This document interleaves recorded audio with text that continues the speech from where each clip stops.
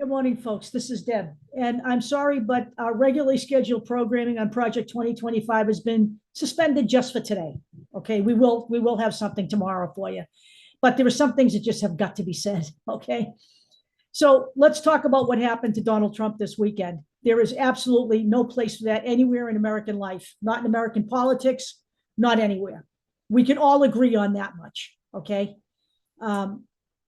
But I'm going to tell you right now, this does not change anything having to do with this election. Donald Trump remains the single most dangerous man in America right now. And his minions in the House and the Senate, they are also among the most dangerous people in this country because they have a desire to completely reshape this government into a tyrannical rule event. There is absolutely no question about that. And we will talk about that when we get to Project 2025. But first, let's talk about the attempted assassination of Donald Trump. Let's not carry the pity party too far because he isn't. Okay. Now, he asked permission from the Secret Service to raise his fist as he was being taken off the stage. And we already have T-shirts for sale online. In addition, we have a Donald Trump assassination card from the Merrick Mint, who has a bunch of products from Donald Trump, including his mugshot card.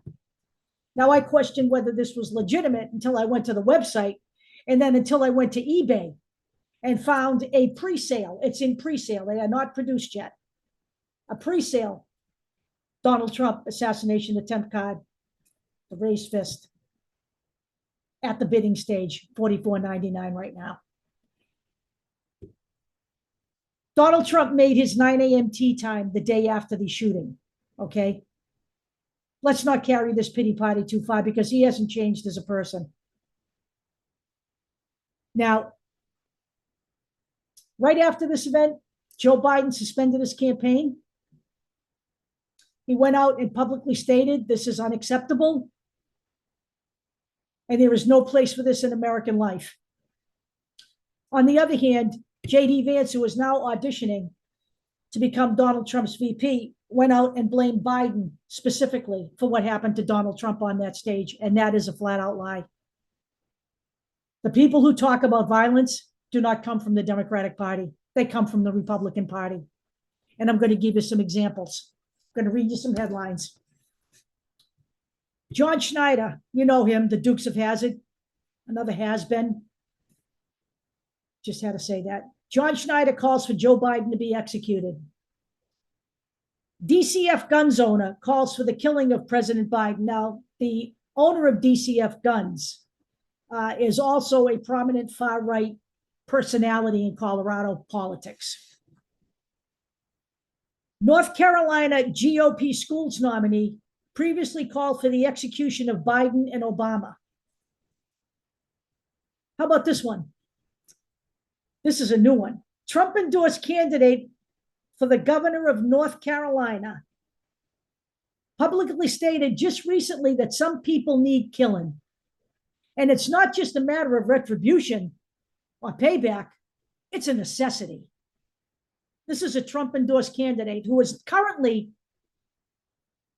running for the governorship of North Carolina. He's currently the lieutenant governor of North Carolina. And a headline from 2020, this is 2020. NBC News finds 54 cases invoking Trump in connection with violence, threats, and alleged assaults. So let's dig a little deeper into that.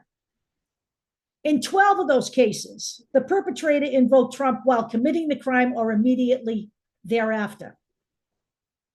In 18 cases, the perpetrator either cheered Trump or mentioned Trump as they were harassing or threatening other people. And in 10 cases, Trump was mentioned in actual court cases to explain the violent behavior of those people being tried. So anytime somebody wants to tell you that the Democrats are responsible for the violence in this nation, that's a flat out false. That's a falsity. That is a lie. That is so not the case. I've also got a video in the description of this particular video from the Midas Touch showing a lot of Donald Trump's posts of the recent past, along with several of his emails to his supporters. Look, people, Donald Trump and the Republican Party are at the apex of their rot right now. I can honestly say that the Republican Party has always had this kind of twist to it. You know, we got Roe v. Wade in 1973. By 1975, they had already started whittling away at that by passing the Hyde Amendment. And they kept whittling away at it. They kept at it until they could build the Supreme Court to take us to where we are right now. So they have paved the path for Donald Trump to become a dictator. And he's got Project 2025 in his back pocket. And that's his guidepost for the future of America. An America that was never envisioned by the founding fathers, no matter what they tell you. We had the Revolutionary War in this country to get out from under a king's rule and under someone who was going to dictate what our religion should be.